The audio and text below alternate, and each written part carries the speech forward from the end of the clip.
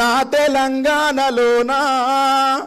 ఈ పాటల తెలంగాణ వలపోతని చెప్తాడు, పాలమూరు దుఃఖాన్ని చెప్తాడు, పాలమూరు పలుగు పారబట్టుకొని ఎట్లా వలసవేంది పట్టణాలకు, ఎట్లా వలసవేంది బొంబాయికి, ఎట్లా వలసవేంది పక్క రాష్ట్రాలకు అనేది, ఎట్లా వలస వచ్చిండు హైదరాబాద్ బతకడానికి అనేది చెప్తాడు.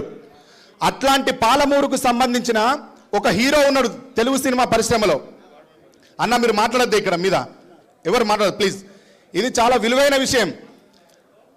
ఆ హీరో పాలమూరుకు సంబంధించిన ఆయన విజయ్ దేవరకొండ గారు. వాళ్ళ నాన్నగారు ఒకరోజు మేము సినిమా కథ చెప్పడానికి పోయినప్పుడు నన్ను అడుగుతాడు, సురేందర్ పాలమూరులో ఎక్కడన్నా, పాలమూరు మహబూబ్ నగర్ టౌన్లో ఎక్కడన్నా 1 ఎకరం భూమి దొరుకుద్దా అడగండి. మర్రి జనార్దన్ రెడ్డి గారు మీకు బాగా పరిచయం కదా, మీ అన్నను ఒకసారి అడిగి చూడు అని అంటాడు. నేను అడుగుతా, సార్ పాలమూరులో ఏం కాలవడ్డా సార్, అక్కడికి ఏం పోతారు అని అడుగుతా. నేను తెలంగాణ వచ్చినాక 2016-17 ఆ ప్రాంతంలో అడిగితే ఆయన చెప్తాడు, పాలమూరులో నేను మల్టీప్లెక్స్ కట్టాలనుకుంటున్నా సురేందర్, ఆ మల్టీప్లెక్స్కి స్థలం కావాలి అని అడుగుతాడు.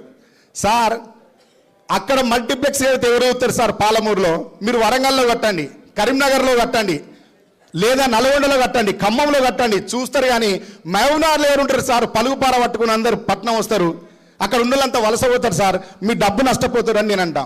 ఆయన అంటాడు, సురేందర్ ఎక్కడున్నవే నువ్వు, తెలంగాణ వచ్చింది, పాలమూరుకు నీళ్ళు వచ్చినాయి, పాలమూరుకు నీళ్లతో పాటు పంటలు వచ్చినాయి, పంటలతో పాటు డబ్బులు వచ్చినాయి, డబ్బులతో పాటు వారాంతంలో ఒకసారి వినోదం కోసం మహబూబ్ నగర్లో ఏం లేక మా పాలమూరులంతా హైదరాబాద్కి వస్తాను సురేందర్, వాళ్ళకు నేను అక్కడ వరకు మల్టీప్లెక్స్ కడితే వాళ్ళు అక్కడనే ఆ వినోదాన్ని ఆనందిస్తారు.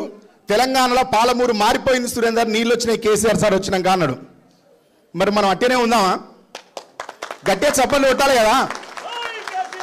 ఈ మార్పు 100% ఒక బీఆర్ఎస్ పార్టీతోనే, కేసీఆర్ సార్తోనే సాధ్యమైంది, ఇంకెవరైనా చేయకపోతుండే. ఎంతో కొంత మన లోపల చైతన్యం నింపింది. తెలంగాణ రాష్ట్రం సిద్ధించేంత వరదాకా నిద్రపోకుండా కూర్చున్నది. తెలంగాణ రాష్ట్రం సిద్ధించిన తర్వాత 24 గంటల్లో 18 గంటలు కూర్చొని పనిచేసింది సార్ ఒక్కడే.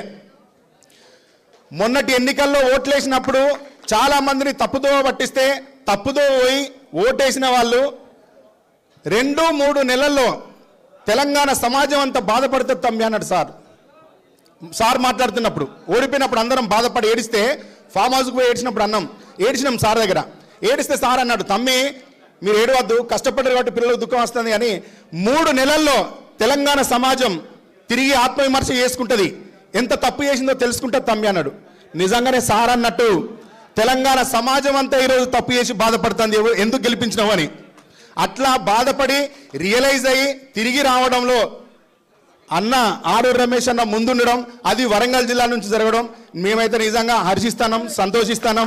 అన్నలాగానే అందరూ మార్పు చెంది తిరిగి సొంత గుట్టికి వస్తారని, రావాలని కోరుకుంటూ ఈ అవకాశాన్ని కల్పించినందుకు, అంటే పెద్దలు వస్తున్నారు కాబట్టి వేదిక మీదకి నిన్న ప్రసంగాన్ని ముగిస్తున్నా.